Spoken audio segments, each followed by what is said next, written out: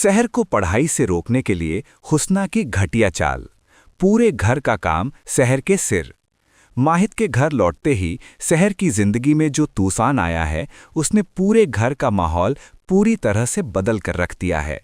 Form भरने के हंगामे और अपनी मां कौसर पर लगे इल्जामों का बचाव करने के बाद सहर एक तरफ तो अपनी जगह सही है, लेकिन दूसरी तरफ उसने अपने लिए एक बहुत बड़ी मुसीबत खड़ी कर ली है।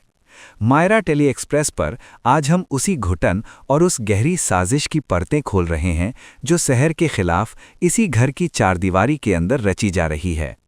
हुस्ना फूफी, जिनका अहंकार सहर और कौसर के हाथों बुरी तरह कुचला जा चुका है, अब किसी भी कीमत पर सहर से उस बेइज्जती का बदला लेना चाहती हैं।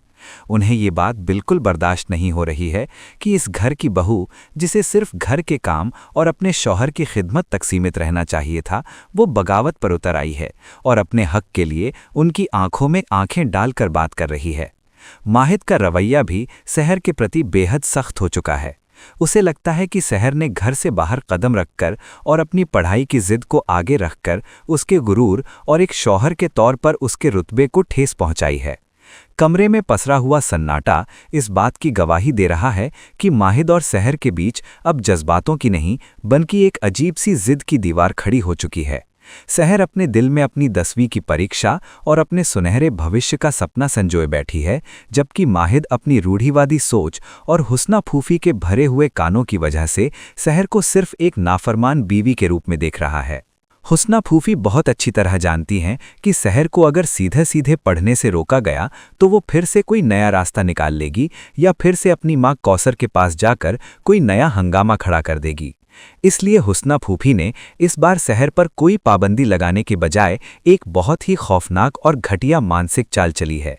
उनका मकसद अब सहर की किताबें छीनना नहीं है, बल्कि सहर के अंदर से किताबें उठाने की हिम्मत और ताकत को ही खत्म कर देना है। सुबह की पहली किरण के साथ ही हुस्ना फूफी का ये नया और क्रूर खेल शुरू हो जाता है। उन्होंने तय कर लिया है कि वो सहर को शारीरिक रूप से इतना थका देंगी कि उसके दिमाग में पढ़ाई का ख्याल आना तो दूर, उसे अपने वजूद को संभालने का भी होश नहीं रहेगा। सहर जैसे ही सुबह उठती है, उसे एहसास करा दिया जाता है कि इस घर में उसके वजूद की कीमत सिर्फ और सिर्फ एक नौकरानी से ज़्यादा कुछ नहीं है। हुस्ना फूफी पूरे घर की जिम्मेदारी का एक बहुत बड़ा और भारी बोझ जानबूझकर सिर्फ सहर के नाजुक कंधों पर डाल देती हैं। घर की सफाई, आंगन धोना, रसोई के अनगिनत काम और सबसे बढ़कर पूरे परिवार के मैले और भारी कपड़ों का पहाड़ सहर के सामने लाकर खड़ा कर दिया जाता है। हुस्ना फूफी का आदेश साफ है कि ये सारा काम आज ही और सिर्फ सहर को ही अकेले निपटाना है। सहर, जो पहले ही दिमागी तौर पर इतनी उथल-पुथल से गुजर रही है, इस अचानक आए काम के बोझ को देखकर अंदर तक कांप जाती है। उसे समझ आ जाता है कि ये सिर्फ घर का काम नहीं है, बल्कि ये उसके 10वीं के बोर्ड एग्जाम्स की तैयारियों को कुचलने का एक सोची समझी साजिश का हिस्सा है। वो जानती है कि अगर उसने इस काम को करने से इनकार किया तो हुस्ना फूफी को एक और मौका मिल जाएगा माहिद के सामने ये साबित करने का कि सहर एक कामचोर और बदतमीज बीवी है, जिसे इस घर की और अपने शौहर की कोई परवाह नहीं है। सहर अपने सपनों को जिंदा रखने के लिए चुपचाप इस जुल्म को सहने का फैसला करती है। वो बिना कोई शिकायत किए, बिना एक शब्द कहे उस भारी भरकम काम में जुट जाती है। घंटों तक लगातार कपड़े धोने से उसके हाथों में दर्द होने लगता है, उसकी उंगलियां छिलने लगती हैं, लेकिन हुस्ना फूफी की पैनी और जालिम नज़रें उस पर लगातार टिकी रहती हैं। वो इस बात का पूरा ध्यान रख रही हैं कि सहर को एक पल के लिए भी आराम से बैठने का मौका न मिले। जैसे ही सहर एक काम खत्म करके थोड़ा सांस लेने की कोशिश करती है, हुस्ना फूफी तुरंत उसे रसोई का कोई नया और मुश्किल काम सौंप देती हैं। माहिद ये सब अपनी आंखों के सामने होता हुआ महसूस कर रहा है, लेकिन वो पूरी तरह से खामोश है। उसकी ये खामोशी सहर को हुस्ना फूफी के तानों से भी ज़्यादा चुभ रही है।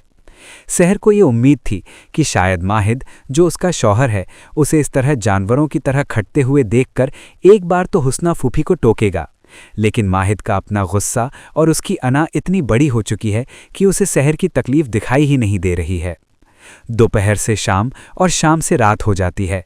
घर का हर सदस्य आराम से अपना वक्त गुजार रहा है, लेकिन सहर रसोई की तपिश और बर्तनों के ढेर के बीच अपनी कमर सीधी करने के लिए तरस रही है। हुस्ना फूफी बीच बीच में आकर सहर के किए हुए कामों में कमियां निकालती हैं और उसे ताने मारती हैं ताकि सहर दिमागी रूप से भी टूट जाए। उनका हर एक ताना सहर को उसकी माँ कौसर की याद दिलाता है, जो अपनी बेटी की इस हालत से पूरी तरह अनजान है। सहर के पैरों में इतनी तकलीफ हो चुकी है कि उसका खड़ा रहना भी मुश्किल हो रहा है। रात के खाने के बाद जब पूरे घर के बर्तन समेटकर और रसोई साफ करके सहर लड़खड़ाते कदमों से अपने कमरे में पहुंचती है तो उसके जिस्म का रोम रोम दर्द से चीख रहा होता है। हुस्ना फूफी अपने कमरे में सुकून से ये सोचकर लेटती हैं कि आज उन्होंने सहर को इतना थका दिया है कि वो बिस्तर पर गिरते ही बेहोश हो जाएगी और उसकी किताबें उस अलमारी के अंधेरे में ही बंद रहेंगी। उनका ये गुरूर उनके चेहरे पर एक शैतानी मुस्कान के रूप में साफ झलक रहा है कि उन्होंने सहर की पढ़ाई के जुनून को हमेशा के लिए कुचल दिया है। लेकिन वो सहर की उस आग को नहीं पहचान पाई हैं जो उसकी सीने में अपने वजूद को साबित करने के लिए धधक रही है।